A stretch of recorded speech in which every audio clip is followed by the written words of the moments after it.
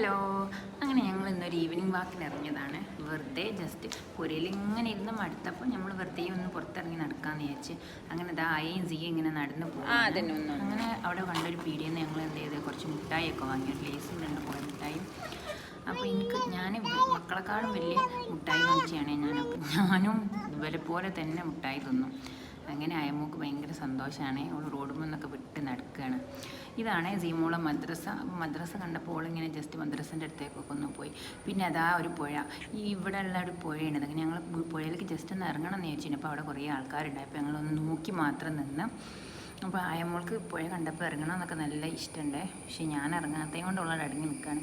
ഞാൻ ജസ്റ്റ് ഒന്നോളം മുഖം ഷൂട്ട് ചെയ്യാൻ വേണ്ടിയിട്ട് ഇറങ്ങിയപ്പോൾ ഓക്കും എന്ത് ചെയ്യണം, പുഴയിലേക്ക് ഇറങ്ങണം. അങ്ങനെ പിന്നെ ഞാൻ രണ്ടാളെയും കൂടി മുട്ടുകുത്തി ഉന്തി കൊണ്ടുവന്ന് അങ്ങനെ ഞങ്ങൾ പോവാണേ.